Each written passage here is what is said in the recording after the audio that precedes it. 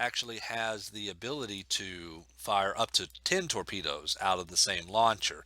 So with that being said, once again, I think it's a bit excessive. So I'm going to model those in there, but I'm also probably going to go ahead and, oops, sorry. Oop, oh, nope, no, I don't want to save these. Sorry, I just adjusted to get myself a little bit more comfortable. Cat's hole. But I might probably make them to where they're a little bit different in regards to some of these are more along the lines of to where they are dedicated, um, sensor torpedo launchers to launch out sensors instead. There might be some. I know that there's like a quantum torpedo launcher. Two of these are quantum torpedo launchers, so I might be making that. But I also might make like the quantum torpedo launchers to be just a little bit different than what we see the regular torpedo launchers to be. So I might make two of those facing front, two of those facing back, and or well, yeah, one on each side. Make them look just a little bit different. I mean, just ever so subtle, but just make them look a little bit different, so they're a bit more designated to be, you know, actual quantum torpedo launchers. So you kind of see what I'm doing here right now is that I'm modeling this entire detail into this. And um, and I need to do the same thing with those as well. Now that I need to try to look closer to see what that's supposed to be. But we're just modeling this, and we're going to do the same thing with these right here. So what I'm going to do is I'm going to copy that. Whoops, that's not what I wanted. Let's see. So duplicate that vertice, extrude there, extrude, whoops, there we go. And so I'm modeling all of these little details as a separate entity, and I'm making it to where they're all in the same mesh. So let's see, copy those. Oops. Got to get my axes. And I might be sounding like a broken record for those of y'all that probably have been watching quite a few of my videos, but it's but my hands are kind of bound up right about now, or at least my left hand. So if I accidentally press a couple of buttons, you know, you got to bear with me here. Let me go ahead and just kind of speed this along. I'm going to go ahead and cut out, do some extra modeling on this. Uh, actually, you know what? Tell you what, let's not do that. Let's not model those details quite yet. Let's save that for a little bit later. Let me go ahead and I'll jump in to show you what I'm going to go ahead and do. So I got these now, this right here now modeled. For the most part, it looks pretty accurate. There's all these little inner details which we need to make. Some of this might be, yeah, we'll make those a little bit later. But we got this. Now what we're going to go ahead and do is we're going to bring this down to this level here. Oh, hold up. Oops, sorry. My son was coming in telling me good night. Or he was looking for mom, actually. Oh, man, he's looking for mom to tell mom good night. He's not going to tell me good night. Well, it was said some people would probably, I mean, I could bring it straight down to here, but luckily Blender has a modifier for that. So I'm going to go ahead and go into modifier, go to add, and I'm going to go into, let's see, I think it's Shrinkwrap. Yeah, let's go to Shrinkwrap. Now I'm going to go ahead, I'll go back to that because what I want to do is I want to name this object. Let's give this object the name, and we're going to go ahead and call it weapons pod. That way when we go back into the modifier,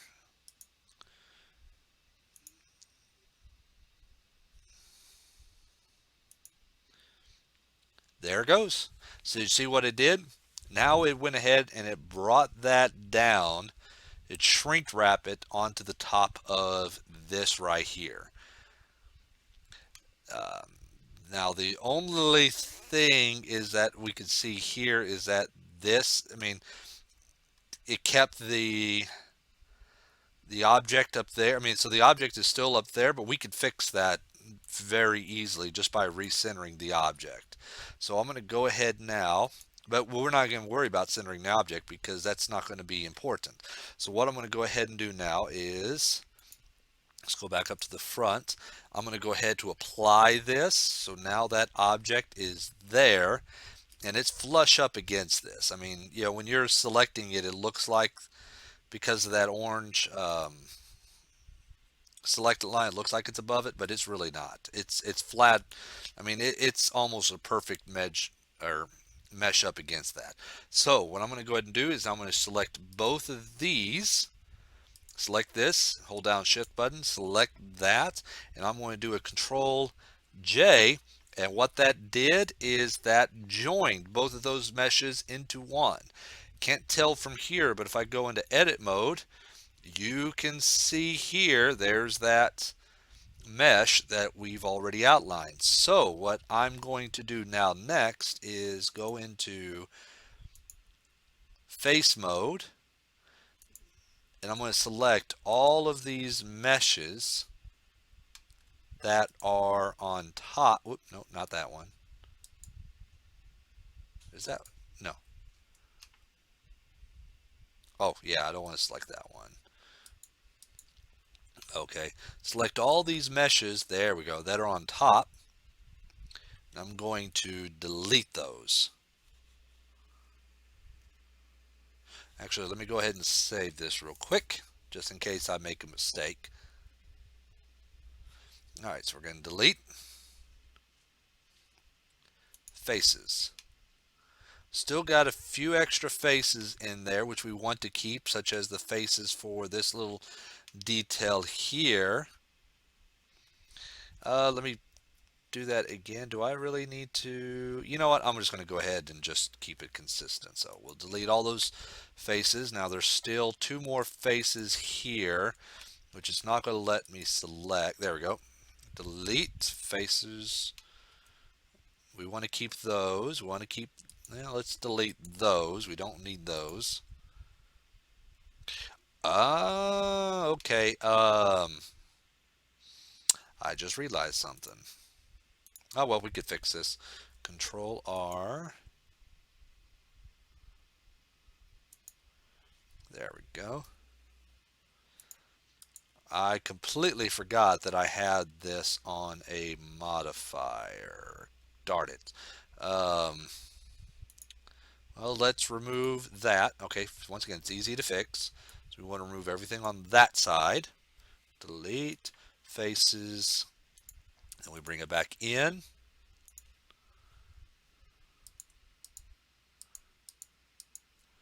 Let's select. Oh, do I have an extra vertex in there? I think I do. Yeah, I do. Oops. Wait, what is that? Let's delete those two vertices. Oh,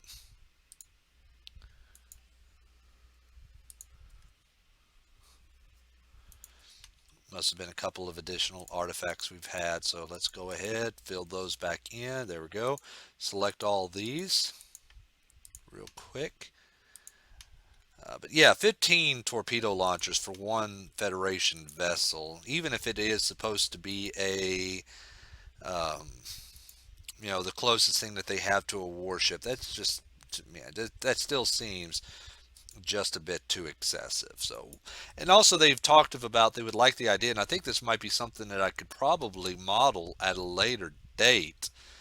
I think it'd be kind of fun to do. Is that they talked about how that they would see that this particular module here can be detachable and you can change it up for mission specific parameters.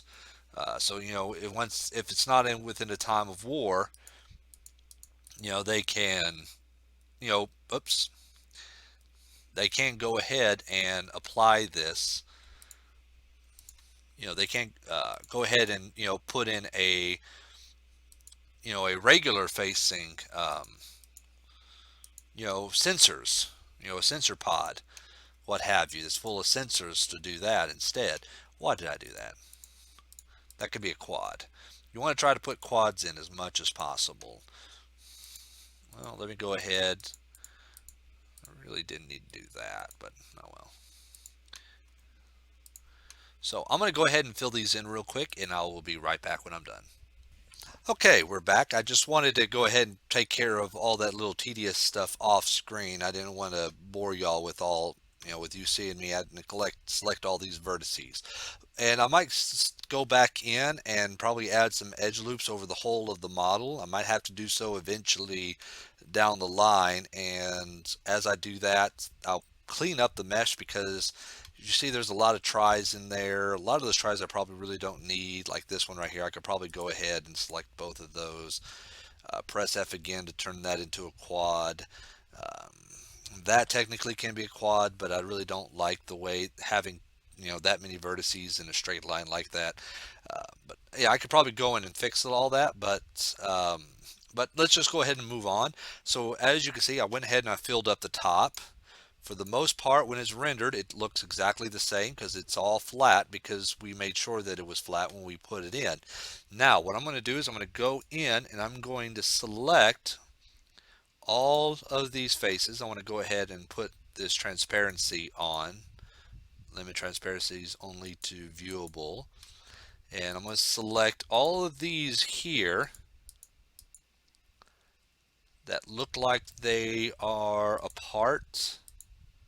And I want to make sure that I'm in face select, if not edge, because or vertices. Because if you select vertices, see it selects all these additional vertices. And even if you go back out, well, there you go.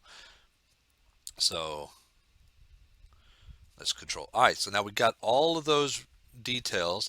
Now, what I'm going to go ahead and do, and from the pictures, it looks like it's ever so subtle. So I might have to work on this a little bit. Actually, we can kind of, well, there we go. That shows you how subtle it's supposed to be. So I'm going to extrude. I want to go ahead and press Z to make sure that I extrude only along that Z axis and raise it up. Now I might not, actually I want to go ahead, let's make it a little bit more subtle than that. And there we go. Little raised details, edge details. So when we go into and we look at it rendered, there we go. And that's how I kind of like to do it. So now it's all part of the mesh. It's all part of the same mesh. So when we go in to do any kind of texturing, it's, um, you know, actually we might even have to really kind of do a lot of texturing because if you plot out all these little details, you can, just add in colors instead of texturing. So when you save the file, you don't have to have a whole lot of texture maps put into the file, which can get the file pretty large size. So um, yeah, so I kind of like that. I'm going to be experimenting mostly with this right here with all those little details. It doesn't look like there's any details on the side that we need to worry about. Um, from the bottom, doesn't look like, yeah, okay, there's still some of those details at the bottom, which I'm going to go ahead and need to do, and I need to make that lower. I don't know what that part is. And, this part right here, we can see, can we see it here? Yeah, right there. I don't know what that is. It looks like it might be another torpedo launcher, but if you count up all the torpedoes that you visually see, you have 15, not counting that, unless that, I don't know. But I'll model that in as well, which actually means I need to do this. Looks like this piece here is a bit too low for its own good. All right, so I'm going to go ahead and we're going to cut the episode off right here. I think we've done, um, no, I mean, we still got a lot of work to go, but I think I've done a bit of the work on the episode. So we don't want the Oh, excuse me. Don't want the episode to be running a little bit too long. And I apologize if my audio might be a little bit off, but I'm going to go ahead and start recording with a much better mic. So hopefully the audio quality would be a lot better in these future episodes. So, once again, let's go ahead and stop it right there. So, this is the Akira. We are currently right now working on the command module. Next time we come back in, I should have the most of this, for the most part, pretty much done. So, we can move on to other portions of the ship as well. And either we'll move on to other portions as well, or we might actually probably stick with this a little bit longer and probably go into texturing. But by next episode, I should have a lot more of this done. I just wanted to kind of show you all on screen of about how I like to put in these little surface details. It really adds up the poly counts, but not terribly so, especially on something like this, because there's not really supposed to be a whole lot of sharp edges on, or I mean, not sharp, soft edges on it, and we still got to model the interior little details, which look like they might be recessed. I'll go back and look at the images to see, but that should be pretty easy to go ahead and fix. And once again, we're probably going to end up having to add in some extra edge loops anyways, and so I'll go back in and clean up this. But we'll see all that, or you'll see all that inside the next episode. So once again, this is B-Belt Dan. We're in Blender, working on the Akira. I want to thank you all for watching, and we'll see you in the next episode.